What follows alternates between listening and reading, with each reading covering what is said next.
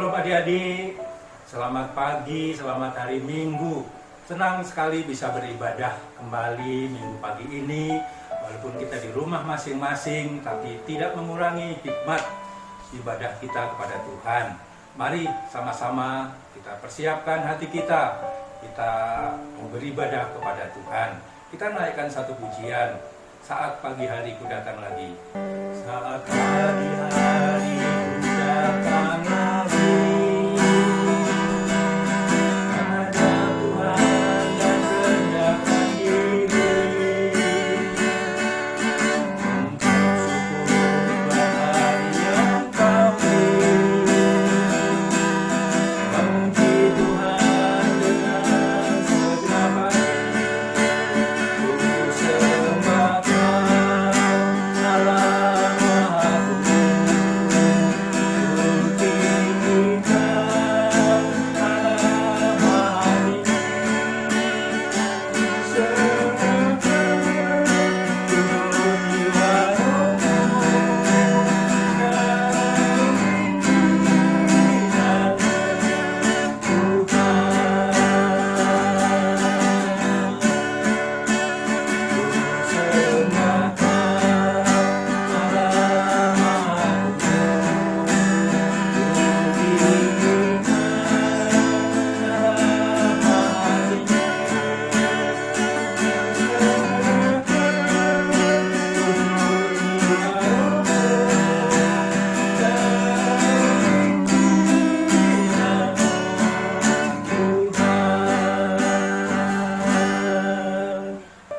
Mari sama-sama kita berdoa.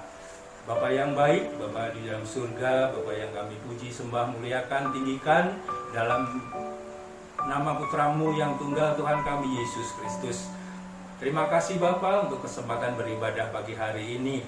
Pimpin kami, sertai kami, layakkan kami, agar sungguh ibadah ini boleh menyenangkan hati Tuhan.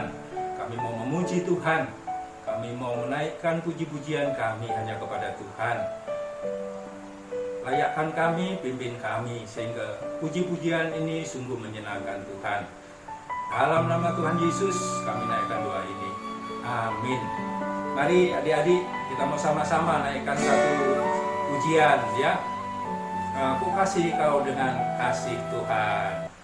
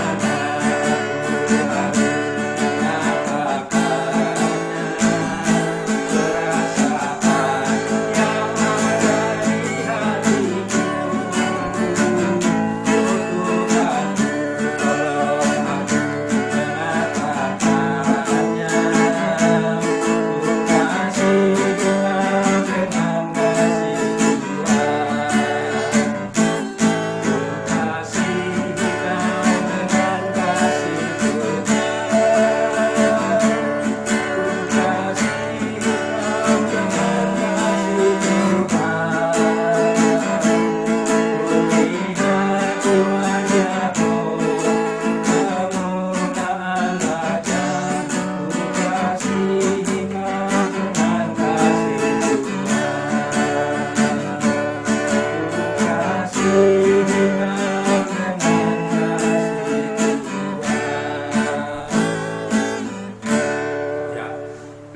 mari kita akan mempersiapkan hati kita untuk mendengarkan kebenaran firman Tuhan. Kita naikkan satu pujian, Tuhan penuhkanku dengan firman-Mu.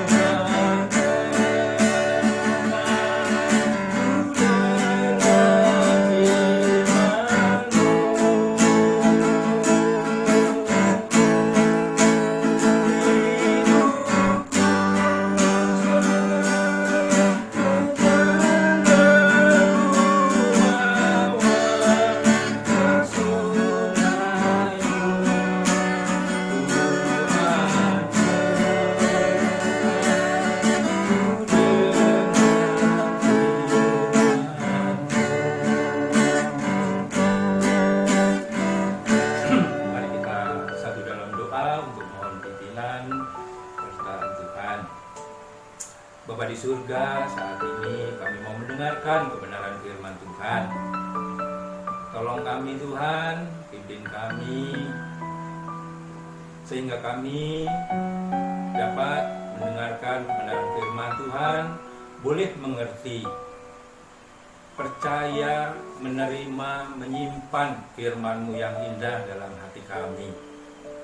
Terima kasih Bapa di surga, Roh-Mu yang kudus yang menolong kami, agar kebenaran firman kami, kebenaran firman-Mu boleh kami terima dengan segenap hati, kami lakukan di dalam kehidupan kami. Dalam nama Tuhan Yesus, kami naikkan doa ini. Amin. Mari adik-adik, kita siapkan Alkitab kita, alat tulis, ya. Yuk. Lalu kita buka Alkitab kita dari Injil Yohanes pasalnya yang ke-14 ayat 15 sampai ayatnya yang ke-31 ya. Cukup panjang ayatnya, tapi yang kita mau baca ayat 15 sampai ayat 14 saja ya. Ya. Sudah siap? Yohanes 14 ayat 15 sampai 24. Saya akan bacakan, adik-adik menyimak di Alkitab masing-masing. Ayat 15, jikalau kamu mengasihi aku, kamu akan menuruti segala perintahku. Aku akan minta kepada Bapa dan Ia akan memberikan kepadamu seorang penolong yang lain, supaya Ia menyertai kamu selama-lamanya, yaitu Roh kebenaran. Dunia tidak dapat menerima Dia, sebab dunia tidak melihat Dia dan tidak mengenal Dia. Tetapi kamu mengenal Dia, sebab Dia menyertai kamu dan akan diam di dalam kamu. Ayat 18, aku tidak akan meninggalkan kamu sebagai yatim piatu. Aku datang kembali kepadamu. tinggal sesaat lagi dan dunia tidak akan melihat aku lagi, tetapi kamu melihat aku, sebab aku hidup dan kamu pun akan hidup. Pada waktu itulah kamu akan tahu bahwa aku di dalam Bapa-Ku dan kamu di dalam aku dan aku di dalam kamu. Barang siapa memegang perintahku dan melakukannya, dialah yang mengasihi aku. Dan barang siapa mengasihi aku, ia akan dikasihi oleh Bapa-Ku. Dan aku pun akan mengasihi dia dan akan menyatakan diriku kepadanya. Yudas yang bukan Iskariot berkata kepadanya, Tuhan, apakah sebabnya maka engkau hendak menyatakan dirimu kepada kami dan bukan kepada dunia? Jawab Yesus, jika seorang mengasihi aku, ia akan menuruti firman-Ku, dan Bapa-Ku akan mengasihi dia, dan kami akan datang kepadanya dan diam bersama-sama dengan dia. Barang siapa tidak mengasihi aku, ia tidak menuruti firman-Ku, dan firman yang kamu dengar itu bukanlah daripadaku, melainkan dari Bapa yang mengutus aku. Demikianlah sabda firman Tuhan. Adik-adik, tema kita pada minggu hari ini adalah taat menuruti perintah Tuhan. Apa adik-adik? Taat menuruti perintah Tuhan. Ya, betul. Ya, taat itu sama dengan patuh. Ya, jadi tidak membantah, tidak melawan, tetapi mentaati, menuruti apa yang diperintahkan kepada kita, gitu ya. Nah,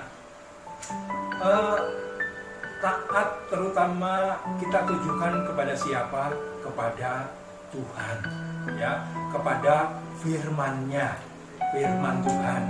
Itu yang utama, ya. Kenapa kita harus taat?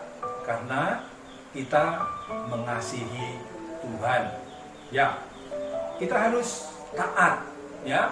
Nah, tidak hanya juga kepada firman Tuhan, tentu saja sebagai orang percaya kita juga harus taat kepada apa? Kepada peraturan lalu lintas, ya. Supaya apa?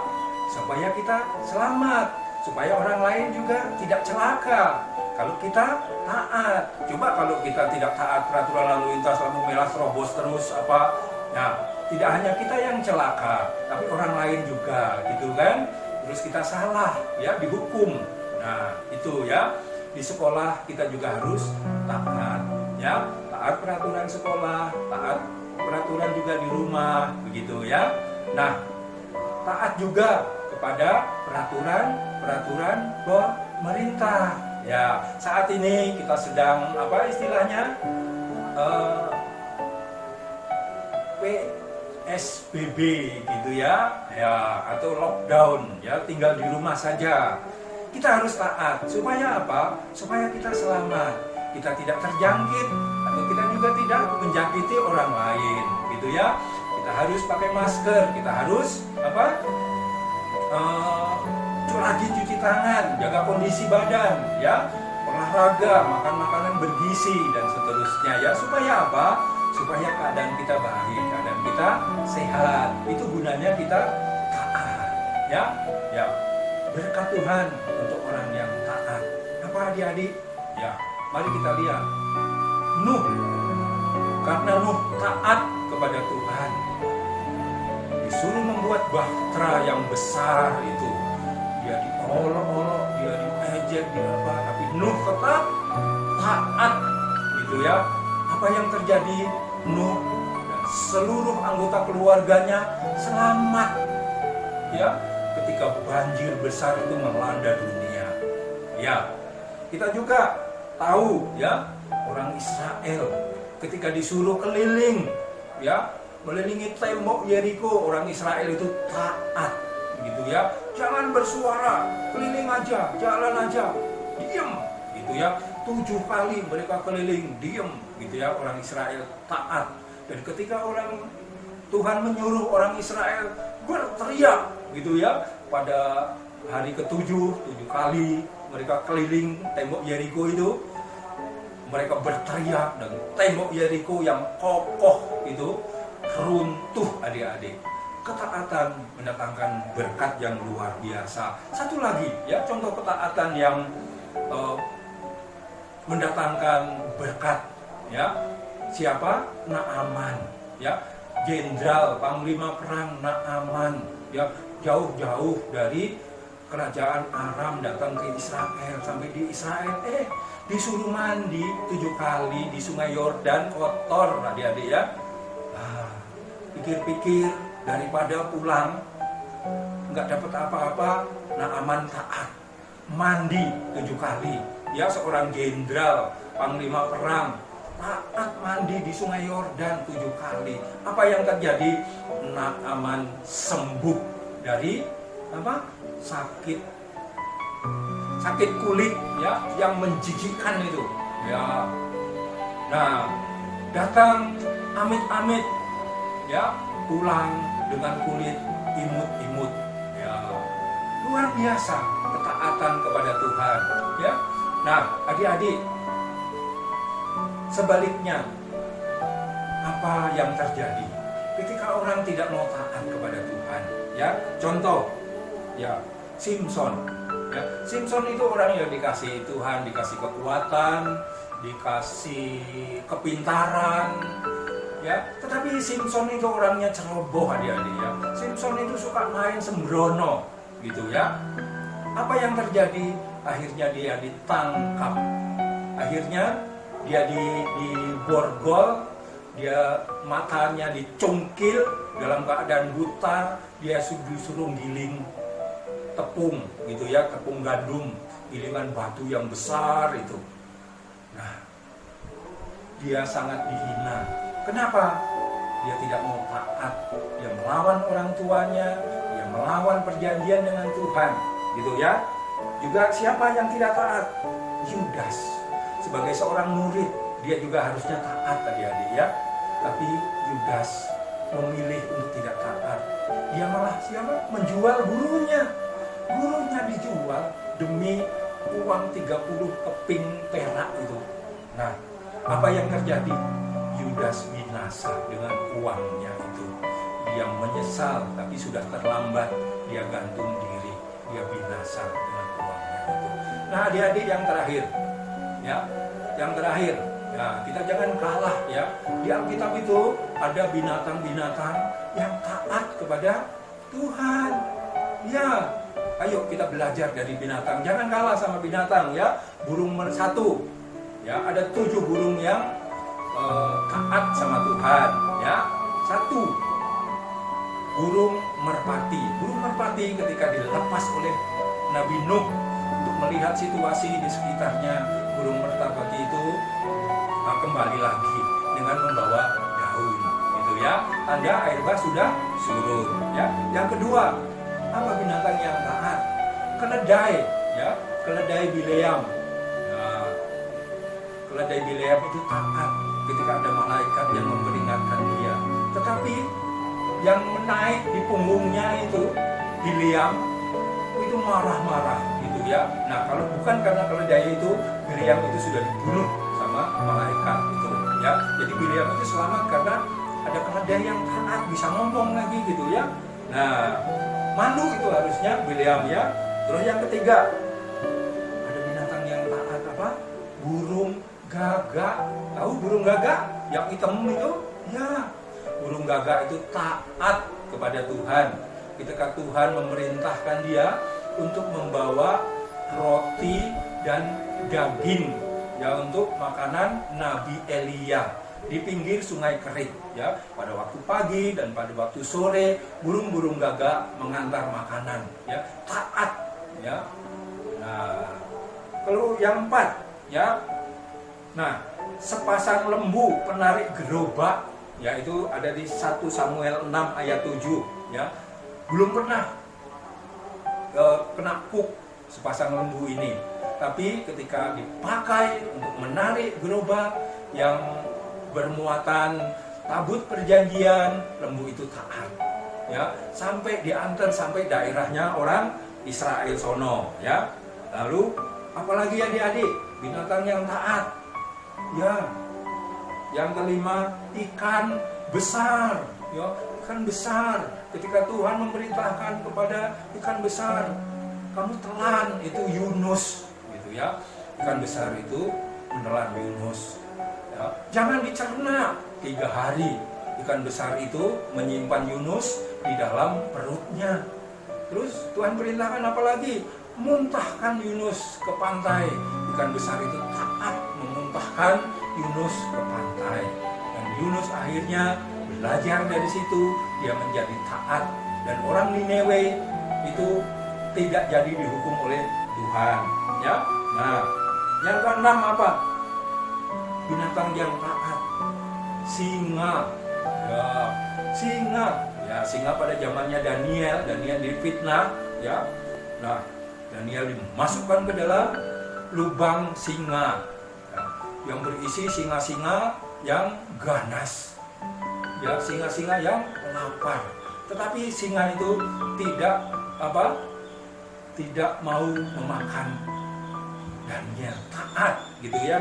Yang terakhir apa adik-adik? Binatang yang taat. Ya, terakhir adalah kita tidak meragukan lagi domba. Ya, domba itu binatang yang sangat taat kepada Tuhan. Kenapa? Karena dalam Yesaya 53 ayat 7, seperti domba dibawa ke pembantaian, ya, domba tidak pernah melawan.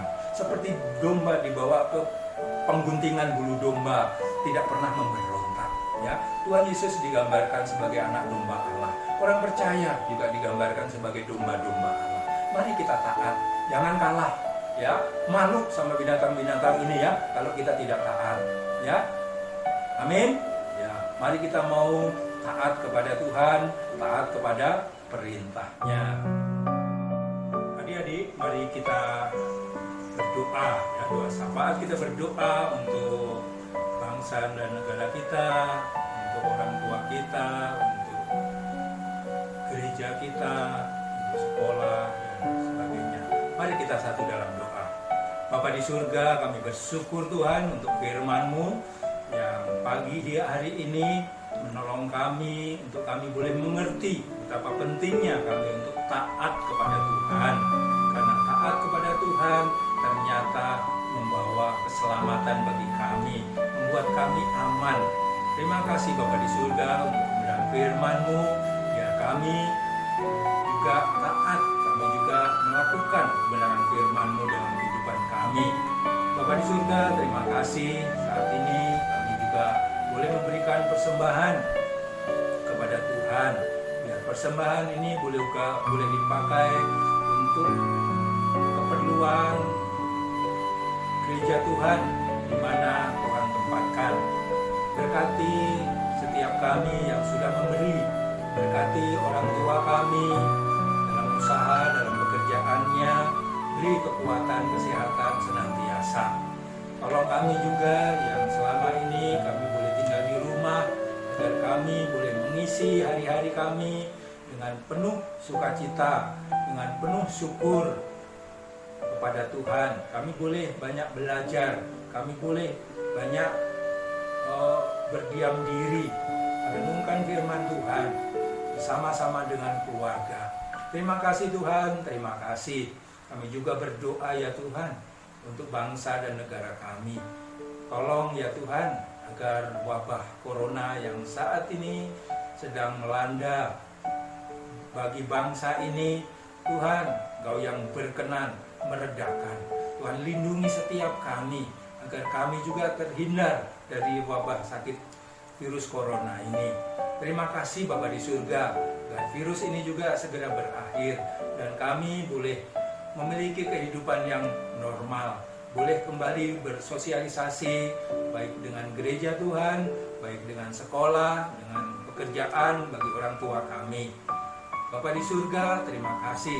Kami mohonkan berkat, berkati setiap kami, berkati orang tua kami, berkati sanak keluarga kami. Beri kekuatan, kesehatan kepada setiap kami.